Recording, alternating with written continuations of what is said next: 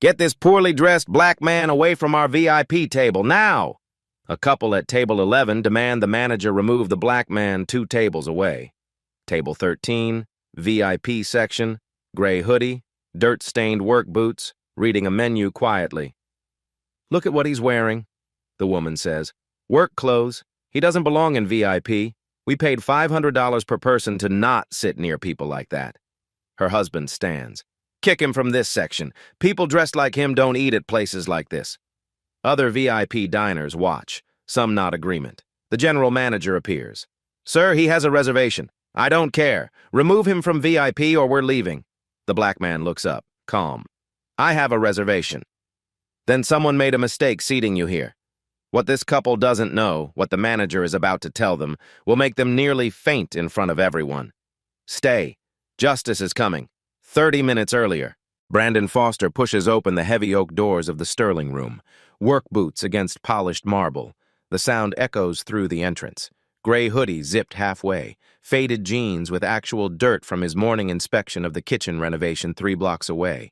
He built this restaurant, designed the menu, hired the staff, but tonight he's here to see something more important than food quality. He wants to see how his team treats people who don't look rich. The hostess, Mia Thompson, 24, 6 months on the job, greets him with a professional smile. Her eyes flicker down to his boots, up to his hoodie, back to his face. A half-second assessment. She's been trained to notice these things. Good evening, sir. Do you have a reservation? Foster, table for 1, 7:30. Mia taps her tablet, finds the name. Her finger hovers over the seating chart for just a moment. Brandon watches her decide. Will she seat the guy in work clothes at the bar? Suggest he'd be more comfortable in the main dining room? She doesn't. She smiles. Right this way, Mr. Foster. She leads him through the main dining room. White tablecloths, soft jazz from hidden speakers, the scent of seared duck and truffle oil. Past families celebrating anniversaries, past couples on first dates, past the velvet rope, subtle, burgundy, expensive, into the VIP section. Tables 10 through 16, elevated 3 steps above the main floor, better lighting, wider spacing, the quiet confidence of people who believe they've earned their position in this room. Brandon has visited 8 of his restaurants this way over the past year, dressed exactly like this, testing whether his staff see customers or clothes. Most locations passed. 2 didn't. Those managers no longer work for him. Mia seats him at table 13, corner position, view of the entire restaurant. Your server will be right with you, she says warmly. Brandon settles into the leather chair, opens the menu, studies the duck confit he approved last week, the sommelier's wine pairings, the seasonal risotto his head chef spent 2 months perfecting. Everything feels right. The energy is good. The service flow looks smooth. 2 tables away, Trevor and Vanessa Hayes are finishing their appetizers. Table 11. They've been VIP members for 8 months. Spend approximately $2,000 monthly at Charleston's upscale restaurants. Post reviews on social media. Consider themselves connoisseurs. Trevor wears a custom-tailored suit, Patek Philippe watch, Princeton-class ring. He made his money in pharmaceutical sales, drives a BMW, lives in a historic district townhouse. Vanessa, influencer, 32,000 Instagram followers, photographs her tuna tartare from 3 angles. She's wearing more jewelry than most people earn in a month. They represent exactly the clientele Brandon never wanted to attract. A server brings Brandon water, crystal glass, precise placement. Good evening, sir. Can I start you with something from the bar? Water is fine for now, thank you. The server nods and disappears. Professional, polite, no judgment about the hoodie. Brandon makes a mental note. This kid is doing well. He doesn't notice Trevor glance his way. Doesn't see Trevor's eyes narrow at the work boots. Doesn't catch the moment Trevor leans toward his wife and whispers something that makes her look up from her phone. The jazz plays softly. The kitchen sends out plates. Other diners laugh and talk. And Brandon Foster, owner of 8 restaurants, sits peacefully at table 13 for 3 more minutes. Trevor doesn't walk to the hostess stand. He walks directly to table 13. His footsteps are deliberate, loud enough that conversations at nearby tables pause. He stops 5 feet from Brandon's table, stands there waiting to be acknowledged. Brandon looks up from the menu. Excuse me, Trevor says. Not friendly, not polite, just barely civil. I think there's been a mistake. This is the VIP section. Brandon's expression doesn't change. No mistake. I have a reservation. A reservation. Trevor's voice carries contempt. VIP has standards, dress codes. You're in work clothes, work boots, a hoodie. His eyes sweep over Brandon like he's appraising livestock. I'm not sure you understand what VIP means. At table 12, Amy Johnson stops mid-conversation with her date. She's a teacher, mid-40s, has seen enough bullying to recognize it instantly. At table 14, Greg Wilson, insurance adjuster, keeps his phone in his pocket always, feels his hand move toward it instinctively. Something about this feels wrong, feels like it needs to be documented. Brandon sets down his menu, folds his hands on the table. I understand perfectly. I have a reservation for this table. Trevor's face flushes. Then someone made an error seating you here. This section is for... He catches himself. Almost says something he shouldn't. Recalibrates. For guests who meet certain expectations. Vanessa appears at Trevor's shoulder. Honey, what's wrong? This gentleman, Trevor makes the word sound like an insult, is sitting in VIP, in work clothes. Vanessa looks at Brandon. Her expression shifts from confusion to distaste. Oh, I see. She touches Trevor's arm. Maybe we should just get the manager. I'm about to. Trevor raises his voice, not quite shouting, but close. Excuse me, manager, please. Heads turn throughout the VIP section. The main dining room starts to notice. The carefully maintained ambiance, the soft jazz, the intimate conversations cracks. Mia appears, face already flushed with anxiety. Sir, is everything? Get your general manager now. Mia hurries away. Returns 60 seconds later with Justin Clark. Justin is 29. This is his first GM position. 6 months in. Elite service standards trained him personally. 3-day intensive course. Cost the restaurant $8,500. He has a manual on his tablet. Guest profiling matrix, page 47. He references it weekly. Good evening, Justin says, approaching with professional calm.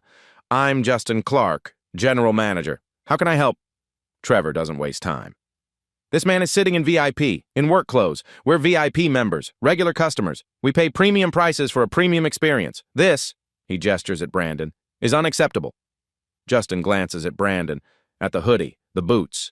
His mind goes immediately to his training, to the matrix, to the protocols elite service drilled into him. Tier 3 guest, work clothing, casual attire, redirect to appropriate seating. Sir, Justin addresses Brandon, could I speak with you for a moment? Brandon doesn't stand. We can speak here. Justin's jaw tightens slightly. This isn't following the script. The script requires the guest to comply, to recognize their mistake, to accept redirection gracefully. I'd like to offer you an excellent table in our main dining room, Justin says, voice carefully modulated. Same menu, same service, perhaps more suitable for... I'm suitable here. Brandon's voice is quiet, firm. I have a reservation for this table. Trevor makes a noise of frustration. I don't care about his reservation. Look at him. He clearly doesn't belong in a space like this. We paid extra for VIP. That means something. That means we don't have to share this section with people who look like they just left a construction site. At table 12, Amy Johnson's date whispers, is he really saying this? At table 14, Greg Wilson has his phone out now, recording audio, just in case. Something tells him this is going to matter. Justin stands at table 13 with his tablet. On the screen, Elite Service Standards Guest Management System. He taps through to the relocation protocol. Sir, Justin says to Brandon, I apologize for the interruption. However, we've received feedback from our VIP members regarding... He pauses, choosing words carefully. Regarding the atmosphere they've come to expect in this section. Brandon leans back in his chair. The atmosphere. Yes. The Sterling Room maintains certain standards of presentation, our VIP section particularly. It's not personal. It's simply about ensuring all guests have the experience they've paid for. And what experience is that? Justin's tablet has a script for this. He's rehearsed it. An environment of refined dining, where our most valued guests can enjoy their evening in surroundings that reflect the premium nature of their patronage. The words sound professional, polished, completely empty of meaning but full of implications.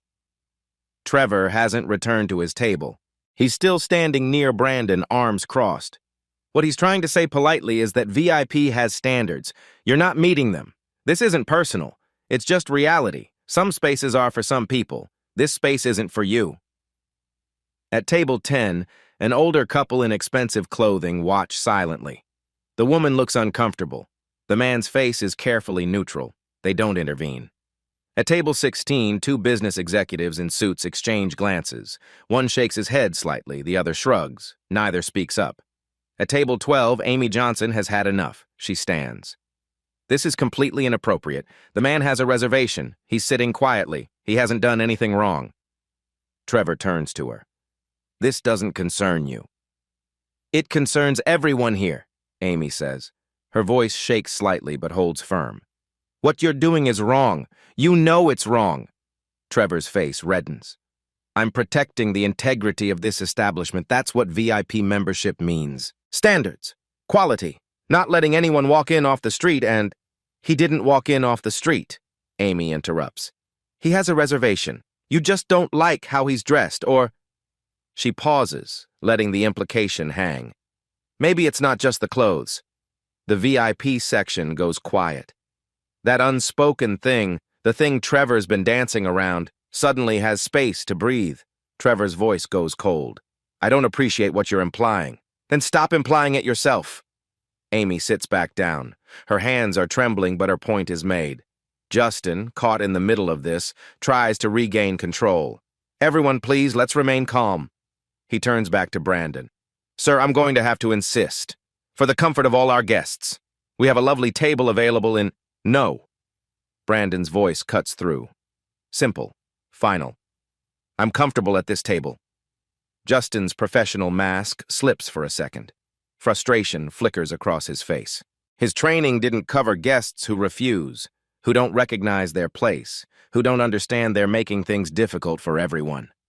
Sir, according to our guest assessment protocols from Elite Service Standards, Brandon's eyes sharpen at that name.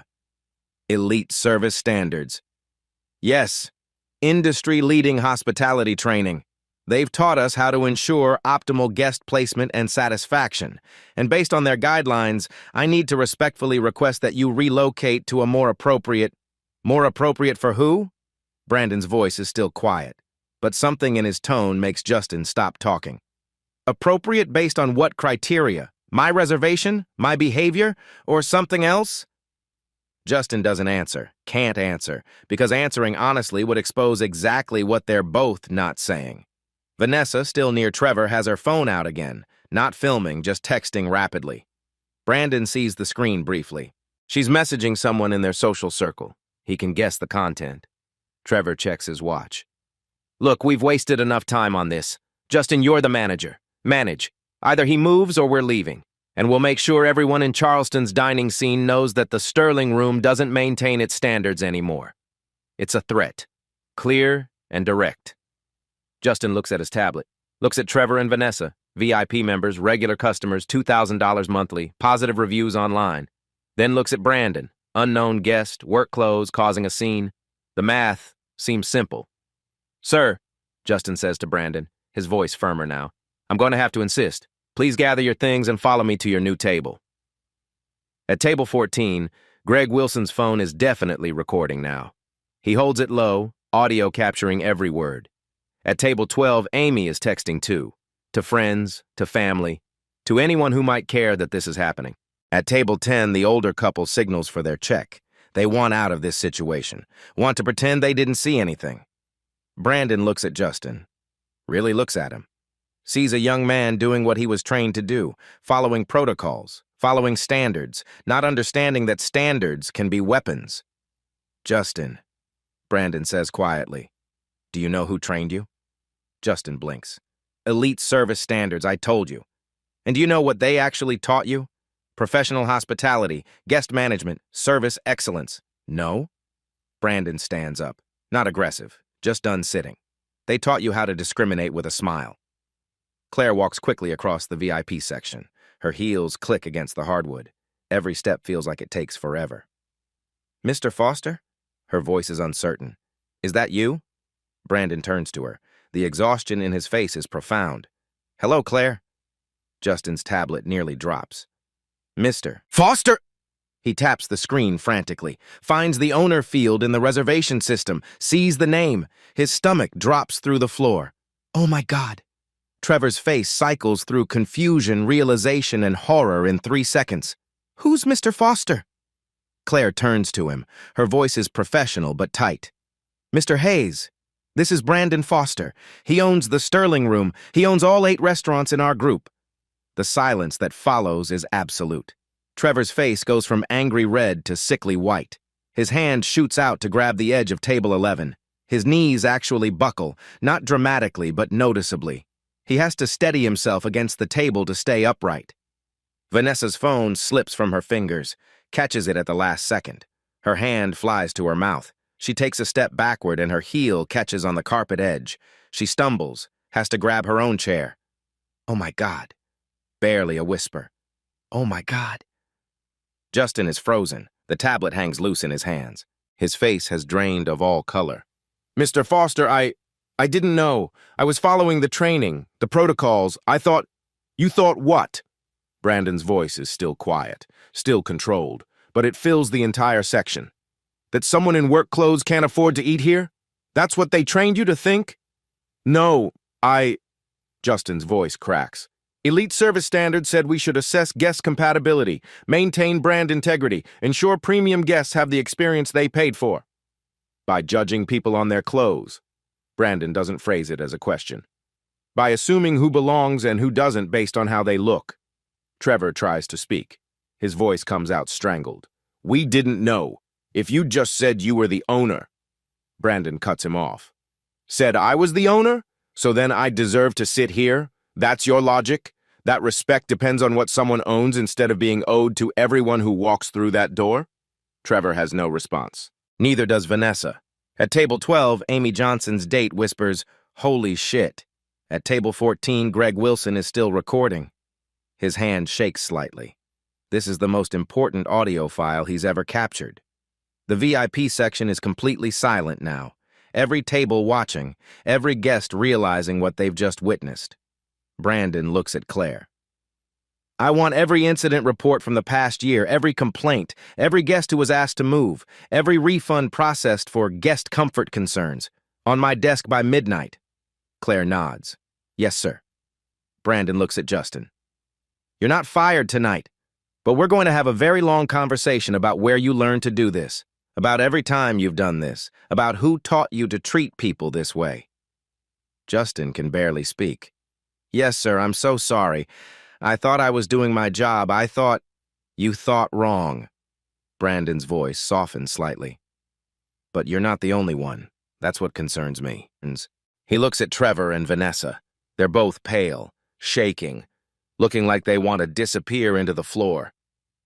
"Mr. and Mrs. Hayes," Brandon says, "I hope you think about tonight, about what you assumed, about what you demanded, about the person you might become if you keep making those assumptions." Trevor's mouth opens, closes, opens again. "I'm sorry." The words sound hollow, empty, the sorry of someone caught, not someone who understands. "Tell that to everyone you've ever judged before knowing their name," Brandon replies. "Tell that to every person you've ever assumed didn't belong somewhere." Trevor and Vanessa gather their things, moving like people in shock. They head for the exit without another word, without looking at anyone. The door closes behind them, and Brandon Foster turns to the rest of the VIP section, to all the silent witnesses. The next morning, Brandon's office, corner suite 3 blocks from the Sterling Room. Floor-to-ceiling windows overlooking Charleston's historic district. Coffee in a simple ceramic mug. And 8 months of incident reports spread across his desk like evidence at a crime scene.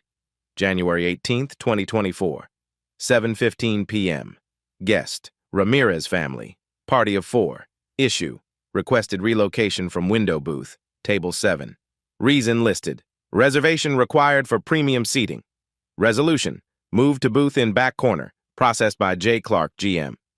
Brandon pulls security footage from that night. The timestamp shows table 7 empty from 6:30 p.m. to 8:45 p.m. No reservation. The Ramirez family, dressed nicely, celebrating someone's birthday, moved away from the windows because Justin decided they didn't fit there. January 29th, 2024, 8:20 p.m. Guest, Richards, A. Party of 1. Issue, patio seating declined. Reason listed, at capacity. Resolution: guest seated at bar processed by J. Clark, GM. The security footage shows 3 empty patio tables visible from inside. Miss Richards, a black woman in hospital scrubs, clearly coming from a nursing shift, was told the patio was full when it objectively wasn't. February 12, 2024, 6:45 p.m. Guest, Walker, J., party of 1. Issue: relocated from dining room to bar area. Reason listed: guest comfort concerns. Resolution: guest requested refund. Left establishment processed by J. Clark, GM James Walker, construction worker. Still had visible drywall dust on his work pants. Came in hungry after a 10-hour shift. Was told he'd be more comfortable at the bar. Left without eating. The pattern continues. February through March, 12 incidents total, different guests. Same story, all processed by Justin Clark. All following the same coded language. Guest comfort. Appropriate seating. Establishment standards. All non-white or working-class guests. Claire knocks on Brandon's door. She looks like she hasn't slept. Mr. Foster, I found the Slack messages. She hands him printouts. Internal staff communications. The kind that were never meant to be seen outside the team. March 2nd, 2024. 2:43 p.m. Justin Clark. Remember elite service training. Assess guest fit before seating premium areas. If you're unsure, ask me first. March 8th, 2024, 7:18 p.m. Server, Mia. Table 9 wants to move to VIP. They don't have VIP reservation. What should I do? Justin Clark. What's their presentation? Mia. Casual, jeans and t-shirts. Justin Clark. Politely suggest VIP is fully reserved tonight. Keep them in main room. March 10th, 2024, 8:52 p.m. Server. Jake. Had a situation. 2 guys wanted patio seating, urban-style clothing, heavy jewelry. Felt off. Redirected to bar. Justin Clark. Good instinct. That's exactly what Elite taught us. Trust your assessment. Brandon reads urban-style clothing 3 times. The code isn't even subtle. He picks up his phone, makes a call. Charleston Tribune. Sarah Martinez speaking. Miss Martinez, this is Brandon Foster. I own the Sterling Room restaurant. I have a story you need to hear, and I have documentation. Sarah Martinez arrives 90 minutes later. 28 years old. Food critic turned investigative journalist. She built her reputation on restaurant reviews but made her name exposing labor violations in Charleston's hospitality industry. She brings a recorder, a notebook, and the instinct of someone who knows when a story is bigger than it appears. Brandon shows her everything.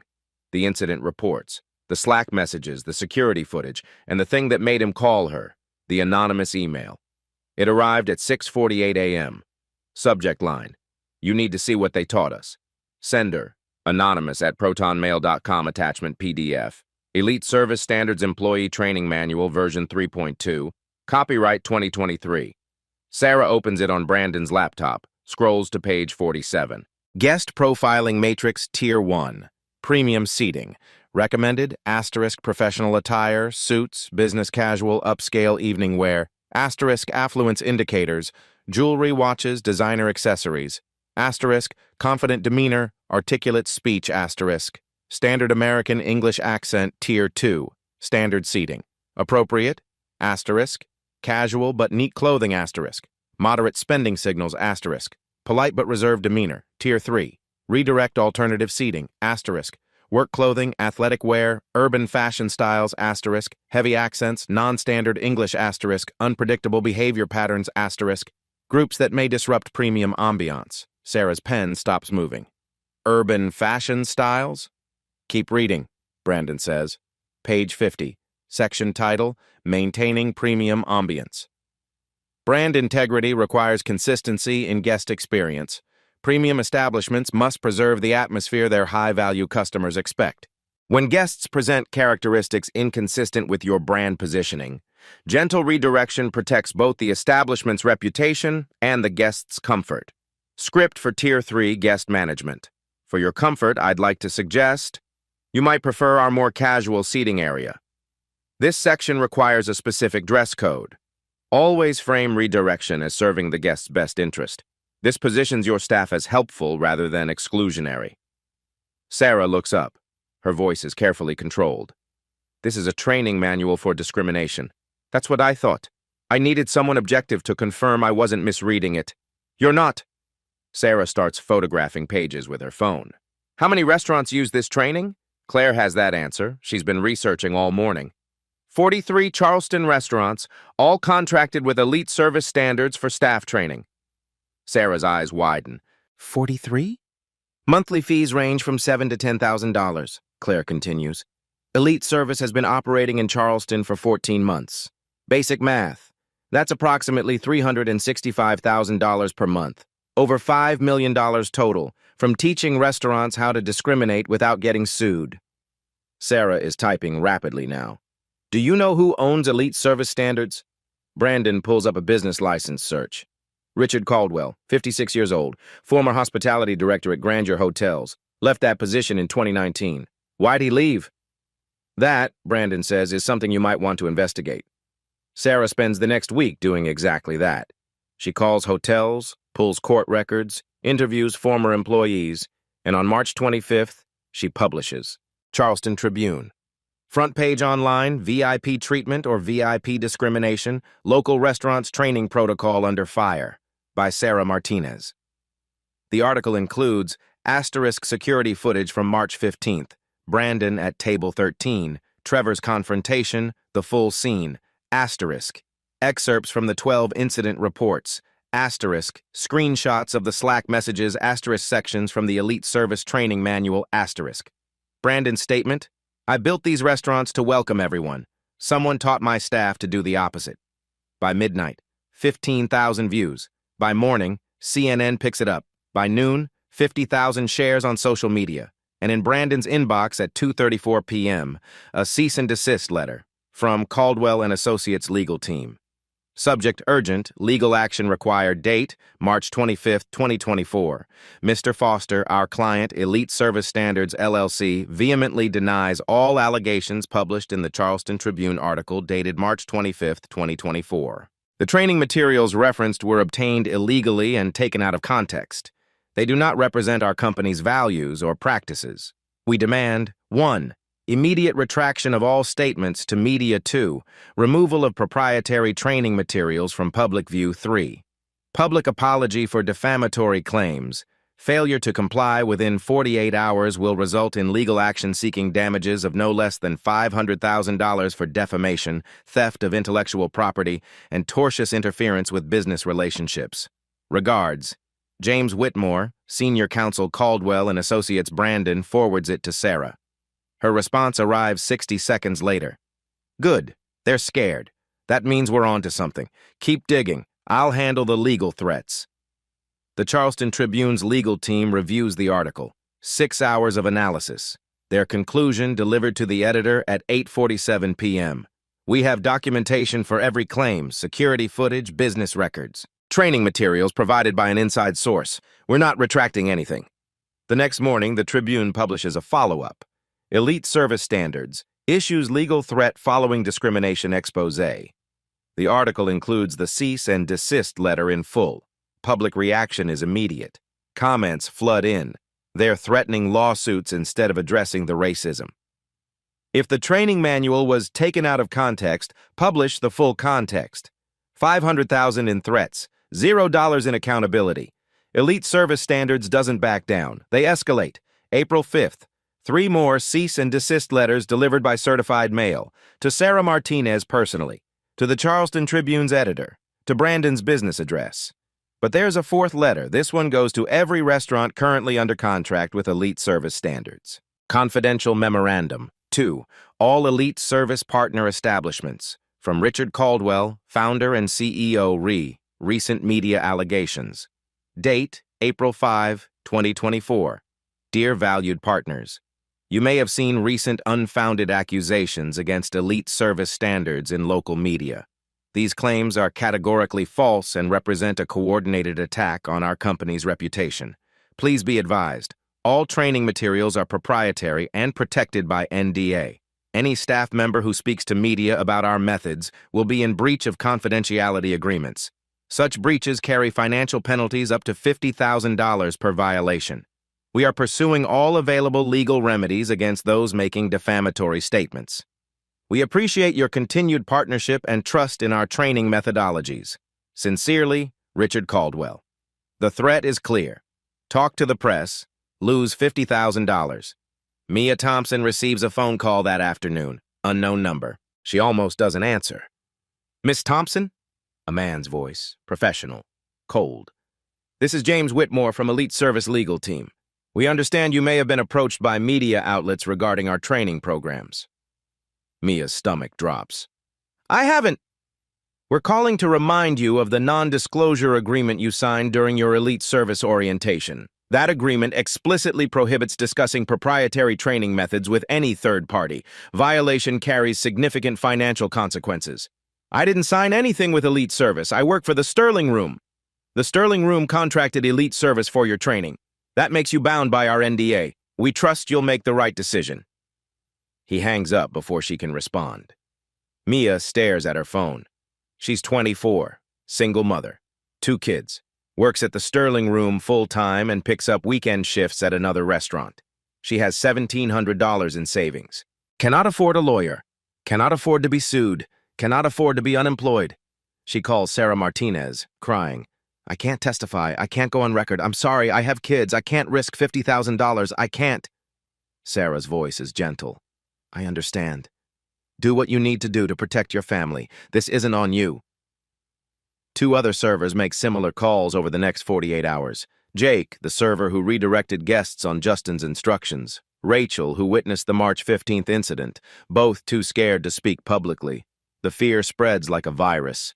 Meanwhile, Elite Service makes a different kind of move. They contact the Tribune's advertisers. 3 restaurants. All use Elite Service training. All spend significant money on Tribune ads. The message is subtle but clear. Continued association with inflammatory reporting might damage business relationships. One restaurant pulls its ads immediately. We can't afford controversy, the owner tells the Tribune's ad sales team. Elite Service trains half the city. We can't alienate them. A second restaurant calls 2 days later. Same message, different wording, same result. Brandon receives his own pressure. A settlement offer arrives April 10th. Confidential settlement proposal, Elite Service Standards, LLC v. Brandon Foster. Terms, payment to Mr. Foster, $250,000. Joint public statement, misunderstanding regarding training materials context. All parties agree to mutual non-disparagement. Removal of training materials from public domain. Case closed with no admission of wrongdoing. Offer expires April 17th, 2024. Brandon's lawyers review it. Their advice is unanimous. Take it. It's a strong offer, his lead attorney says. You avoid a lengthy legal battle. The restaurant's reputation stays intact. $250,000 is nothing to sneeze at. You walk away clean. Brandon sits with the offer for 2 days. Reads it repeatedly. $250,000. An apology of sorts. An end to the stress. He thinks about Maria Torres, the housekeeper who saved for months to take her daughter somewhere nice, who was told the patio was closed when it wasn't, who won't speak publicly because she cleans houses for people who use Elite Service training in their businesses. He thinks about James Walker, construction worker, turned away from a meal after a 10-hour shift because he had drywall dust on his pants. He thinks about Devin Martinez, law student, told no tables were available while watching white couples get seated. He thinks about the 12 people documented and all the people who weren't documented, who never complained, who just accepted that certain spaces weren't for them.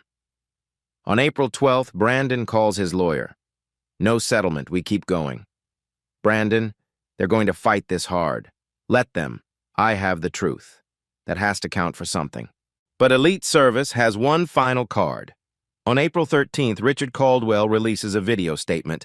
High-quality production, expensive suit, warm office background with leather-bound books and family photos, every detail calculated. Caldwell looks directly into the camera. His voice is measured, reasonable, almost hurt. I've spent 30 years in hospitality, he says. I've trained over 10,000 restaurant professionals. These accusations don't just attack my company, they attack an entire industry's commitment to service excellence. He pauses, lets the moment breathe. Our guest profiling matrix isn't about discrimination. It's about understanding customer expectations, about helping staff provide appropriate service. Every luxury brand in the world uses similar assessment tools. That's not bigotry, that's business. Another pause. He looks genuinely wounded. To Mr. Foster and the Charleston Tribune, I've built my reputation on integrity. I will not stand by while false allegations destroy decades of work. We're prepared to defend ourselves vigorously, but I'd prefer dialogue, understanding, because at the end of the day, we're all just trying to serve our customers well. Kuyen Panhoy, compliance. The video is masterful. It makes Elite Service sound reasonable, makes Caldwell sound like a victim, makes anyone questioning them sound like they're attacking business itself. The video gets shared by Charleston hospitality industry groups. Comments appear. Finally, someone standing up to cancel culture. Elite Service trains professionals, period. One incident blown out of proportion. The narrative shifts. Elite Service plays the long game. Despite Justin's commitment, the pressure doesn't stop. The week of April 8th through 14th feels endless. 4 servers quit the Sterling Room, not because of Brandon, because they're terrified, because lawsuits feel inevitable, because they have rent to pay and kids to feed and can't afford to be collateral damage in someone else's fight for justice. The restaurant feels different now, heavier. Every shift carries tension. Staff members speak in careful whispers. Customers come in 2 types, those avoiding the place entirely and those who come specifically to see where it happened. Neither group is comfortable. Neither group is welcome for the right reasons. Reservations drop 15%. Anonymous online reviews appear. Too political. Used to be about food, now it's about drama. Taking sides ruins restaurants. Brandon sits in his office late on April 13th. The settlement offer is still on his desk. $250,000. He picks it up, reads it again. Peace, safety, an end to this. Claire finds him there at 11 p.m. You're thinking about taking it? It's not a question. Brandon doesn't deny it. Maybe closing this location is the answer. Start over somewhere else. Somewhere this didn't happen. And the other 42 restaurants using Elite system? Silence. Mr. Foster, if you close, if you settle, if you walk away, Elite Service wins. They keep training people to discriminate. They keep collecting $300,000 monthly, and every manager they trained keeps doing exactly what Justin did. I know, Brandon's voice is barely audible. But I asked people to come forward, to tell their stories. Now they're targets. Maria Torres might lose clients because wealthy people don't want controversy. James Walker's supervisor asked him to keep things quiet after his face appeared in the Tribune. Devin's fine. He's a law student. He can handle this. But the others? He sets down the paper. Looks at Claire. What right do I have to ask working people to sacrifice their livelihoods for my principles? Claire has no good answer. The next morning, Brandon drives to Maria Torres's neighborhood. Small houses with chain-link fences. Kids riding bikes, basketball hoops in driveways. He parks outside her address, sits there for 10 minutes working up the courage to knock. Maria opens the door. Recognition crosses her face, then wariness. Mr. Foster. Miss Torres, I'm sorry to come unannounced. I wanted to talk about the case. I can't testify. Her voice is firm, final. I told my story to the reporter, that's all I can do. I understand. Do you? Maria's eyes are tired, older than her 34 years. I clean houses for people like Trevor Hayes, rich people in the historic district, people who know each other, who talk. If I become the woman who causes problems, who files lawsuits, who makes noise, I lose clients. That's how this works. You can afford to fight. I can't. The words hit like physical blows. Thank you for trying, Maria continues, for caring enough to try. But don't ask me to sacrifice my daughter's stability for justice. Justice doesn't pay my rent. It doesn't buy groceries. It doesn't keep the lights on. She closes the door, polite but absolute. Brandon stands on her porch, understanding the true cost of what he's asking, the privilege of fighting back, the luxury of principles when you're not living paycheck to paycheck. He drives home in silence, sits in his parked car for 20 minutes, pulls out his phone, opens his email. The settlement offer is still there. He types a new message. Subject line, Re-Settlement Discussion. Dear Mr. Whitmore and Elite Service Legal Team, I have carefully considered your settlement offer. My response is... His phone buzzes. Unknown number. Text message. Mr. Foster, my name is Devin Martinez. I'm the law student who was turned away March 3rd. I'm not scared of Elite's lawyers. I know how to research. I know how to organize. And I've been finding the others. We can fight back together. Are you still in... Brandon stares at the text for a full minute. Then he deletes his draft email, closes the settlement offer, types back one word, yes. Devin Martinez, no relation to Sarah the journalist, is 23 years old.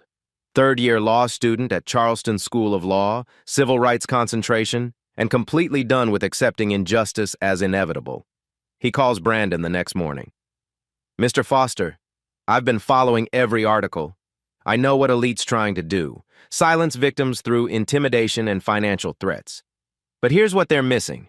I'm not a victim. I'm a plaintiff. And I have time, research skills, and a professor who specializes in discrimination law.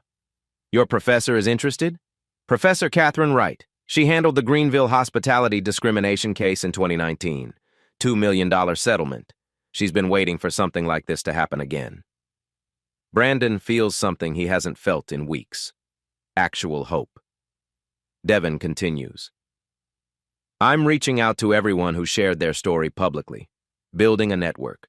We're stronger together than scattered. Elite can threaten one person with $50,000, but 12 people?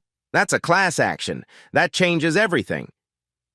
By April 15th, Devin has connected with 8 people. They start a group chat, share experiences, compare dates and details. The pattern becomes overwhelming when laid side by side. Same scripts, same coded language, same polite redirection, different restaurants, but all trained by elite service standards. Sarah publishes another article on April 16th. This time, the comment section explodes. 68 responses by evening, people from all over Charleston sharing similar stories. At James Construction, February 12th, Sterling Room, told dining room full. Watched white couple walk in 5 minutes later, seated immediately. At Maria Homes, I couldn't speak before, but I'm done being quiet. It happened to me too. February 17th. At Devin Law Student, March 3rd, told no tables. They seated 3 white couples right in front of me. I stood there and watched. I'm fighting back. A hashtag emerges organically. Hash dress code or discrimination. It trends locally, then regionally, then nationally. TikTok videos about the case start appearing. One reenactment, an actor in a hoodie, another actor pointing and demanding removal, hits 500,000 views in 24 hours. The comments are savage. Imagine complaining about someone's hoodie, then finding out he owns the building. Trevor Hayes really said kick him out to the owner. The way his knees buckled when he found out.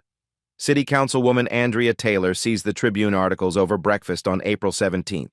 Sees constituent emails flooding her office. Sees a pattern that can't be ignored. She makes a phone call. Mr. Foster, this is Councilwoman Taylor. I'm opening a formal inquiry into Elite Service Standards business practices. If these allegations are substantiated, they shouldn't be licensed to operate in Charleston. Brandon nearly drops his phone. You can review their business license. I can require compliance audits, review discrimination complaints, suspend operations if violations are proven. But I need evidence, real, documented evidence. Can you provide that? Yes, ma'am. All of it. Then I'm scheduling a public hearing. April 18th, 6 p.m. City Hall. Elite Service will be required to respond under oath. So will anyone else who wants to testify. Can you be there? Absolutely. The media returns. What was fading from headlines reignites. NBC affiliate does a segment. Local news runs daily updates. This isn't just a restaurant story anymore. It's a city accountability moment. 12 incidents, 12 people who stayed quiet because the system made them feel powerless. But when they spoke together, that's when the cracks started showing. If this has ever happened to you, if you've been judged, dismissed, or told you don't belong because of how you looked, drop a comment below. You're not imagining it. Your experience matters. This is how change starts. The email arrives at 3:14 a.m. Sarah wakes to her phone buzzing insistently. Opens the message, finds a link to an unlisted Vimeo account, password protected, but the anonymous source provided credentials. She logs in. 12 training modules appear. Professional production, elite service standards branding, and Module 7, maintaining premium ambiance. Sarah watches it at her kitchen table. Coffee grows cold beside her. The sun rises outside, and by the time the video ends, she knows this is the evidence that changes everything. The instructor is Richard Caldwell himself. Expensive suit, warm professional smile, standing in a well-lit studio like he's teaching a college course. Excellence in hospitality isn't just about food quality, Caldwell says to the camera. It's about consistency, and consistency requires discernment in guest management. Cut to PowerPoint slides. The guest profiling matrix appears on screen. You'll learn to assess guest compatibility in the first 30 seconds. Clothing, posture, speech patterns, accessories, demographics. These indicators tell you whether a guest aligns with your establishment's brand positioning. The word brand does extraordinary work in that sentence. Caldwell continues, voice still warm and reasonable. Some guests may not be ideal fits for your particular establishment's atmosphere. That's not discrimination, that's curation. Fine dining requires a certain level of sophistication. Not everyone possesses that sophistication. Your job is to guide them appropriately. Sarah pauses the video, rewinds, plays it again. Not everyone possesses that sophistication. The video moves to specific examples. This is where it gets damning. Urban fashion styles, athletic wear, work clothing, these often signal guests who may not fully appreciate fine dining's nuances. Heavy accents or non-standard English can indicate guests who might feel uncomfortable in premium environments. Your role is to redirect them toward more appropriate venues where they'll have a better experience. Urban fashion, non-standard English. The code words barely qualify as coded. When redirecting these guests, always frame it as serving their comfort. Use phrases like, "For your enjoyment, I'd recommend," or "You might be more comfortable in our casual dining area." This positions you as helpful rather than exclusionary. The guest leaves thinking you did them a favor. Sarah stops the video, sits in silence for 30 seconds, then calls Brandon immediately. "I have it. The training video. Caldwell teaching discrimination step by step. It's all documented. Every word, every technique. Can you prove it came from Elite Service? Better. I had a tech expert analyze the file metadata. Sarah's friend, digital forensics specialist, examines the video files that afternoon. The results are devastating.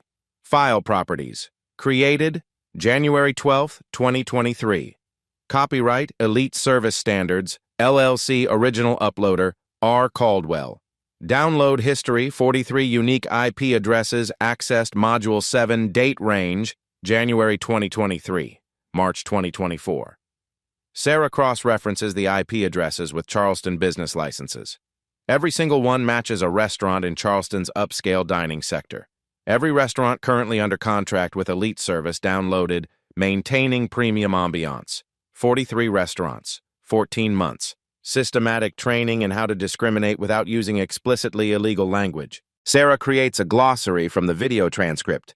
Elite Service Code language, asterisk, urban fashion, =, Black customers, asterisk, non-standard English, =, immigrants, non-white customers, asterisk, lack sophistication, =, working class, asterisk, guest comfort, =, we don't want them here, asterisk, brand positioning, =, maintaining white wealthy clientele. She sends everything to Professor Catherine Wright, waits for legal analysis. Professor Wright calls back in 90 minutes. Her voice is steel. This is Title II Civil Rights Act violation territory. The coded language is legally actionable. The systematic training creates an environment of intentional discrimination. And the financial structure, Elite charging restaurants for this training and rewarding them for compliance, that establishes conspiracy. This is prosecutable. Sarah publishes on April 13th. The headline writes itself. Training videos reveal coded racism. Elite Service Standards taught restaurants how to discriminate legally. The article includes asterisk video clips with transcript excerpts, asterisk full code language, glossary asterisk, metadata analysis proving 43 restaurant downloads asterisk, Professor Wright's legal opinion, asterisk, financial breakdown, $8, $500 a month x 43 restaurants, x 14 months =, $5.1 million in discrimination training revenue. By 6 p.m., South Carolina Attorney General announces investigation. By 9 p.m., 6 restaurants publicly terminate Elite Service contracts. By midnight, the story is national news. This is where most stories end. The powerful threaten lawsuits. The vulnerable stay quiet. But not this time. Stay with me. What happens next is exactly why receipts matter, why documentation matters, why refusing to stay silent matters. April 18th, 6 p.m., Charleston City Hall Council Chambers. 200 people packed into seats designed for 150. Media cameras line the back wall. The air vibrates with anticipation. Councilwoman Andrea Taylor calls the hearing to order. We're here to determine whether Elite Service Standards LLC violated Charleston's anti-discrimination ordinances and whether their business license should be suspended or revoked. Richard Caldwell sits at the respondent table. 3 lawyers in expensive suits beside him. They look confident, prepared, like they've been through this before. Testimony order, Brandon Foster first, then Devin Martinez, then James Walker, then Caldwell. Brandon takes the witness chair, raises his right hand, swears to tell the truth. Mr. Foster, Andrea begins, please describe the events of March 15th in your own words. Brandon's voice is steady, quiet, but it carries through the chamber. I was judged in 15 seconds, by my hoodie, by my work boots, not by my reservation, not by my behavior, by assumptions about who deserves to occupy certain spaces. He pauses, looks at the packed gallery. But this isn't about me. I own 8 restaurants. I can walk into any dining room in this city and get seated. What about James Walker, Maria Torres, Devin Martinez? They don't have that privilege. They walked into establishments that gladly took their money but didn't want their presence. Another pause. The room is completely silent. Respect isn't earned by what you wear. It's owed to everyone who walks through the door. The gallery erupts in applause. Andrea gavels for order. Devin testifies next. I'm 23, law student. I wore jeans and a backpack because I came from class. I was told every table was reserved. Then I watched 3 white couples walk in and get seated immediately. I stood there. I watched. This isn't sensitivity. This is discrimination, James Walker testifies. His voice shakes but holds firm. I work construction. 10-hour days. I came in hungry, wanted a nice meal, still had dust on my work pants. They looked at me like I'd wandered into the wrong building. Made me feel like I didn't deserve to eat somewhere nice. Like working with your hands means you don't belong in certain places. Maria Torres submits a written statement, read by Andrea. 3 anonymous victims follow, voices disguised by audio modulation. Each story follows the same pattern. Different dates, same humiliation. Then Richard Caldwell takes the stand. His lawyer speaks first. Our client categorically denies teaching discrimination. The training materials emphasize service excellence. Any individual manager's misapplication is not Elite Services' responsibility. Andrea cuts in. Mr. Caldwell, your training video uses the phrase urban fashion styles. Define that for us. Caldwell shifts slightly. It refers to contemporary metropolitan fashion trends. Is urban a synonym for black customers? Absolutely not. That's a willful misinterpretation. Then explain why 12 non-white customers were redirected using exact scripts from your training manual. Caldwell has no answer. His lawyer whispers urgently. Caldwell clears his throat. Our training helps staff understand customer service optimization. That's not discrimination. It's hospitality best practices. Best practices, Andrea repeats flatly. Mr. Caldwell, are you aware that in 2019 you left Grandeur Hotels following a discrimination settlement? The chamber goes silent. Caldwell's lawyer stands. That matter was resolved confidentially with no admission of wrongdoing. This isn't a court of law, counselor. It's a license review. I'm allowed to consider relevant history. Andrea looks at Caldwell. $50,000 paid to 3 black employees. Allegations of systematic mistreatment. Sound familiar? Caldwell's lawyer reads a prepared statement. The Grandeur matter involved employment disputes, not customer service. It was resolved amicably. Elite Service Standards has trained thousands of hospitality professionals with 0 complaints until this coordinated campaign. We maintain our innocence and believe these allegations ignore context and business realities.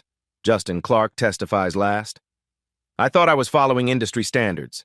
Elite Service trained me to assess guests based on appearance. They called it quality control, brand protection.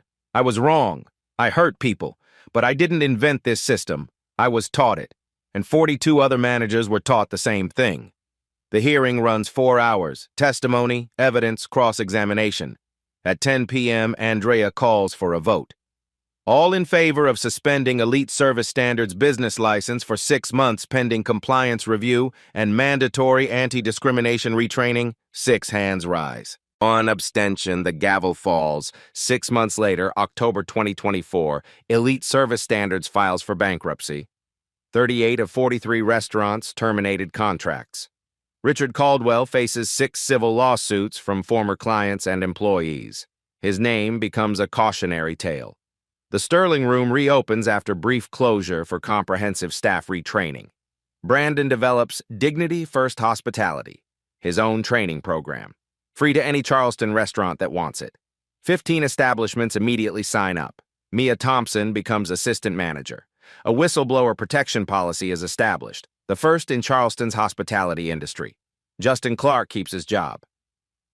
People deserve second chances, Brandon says, if they're willing to do the real work of change.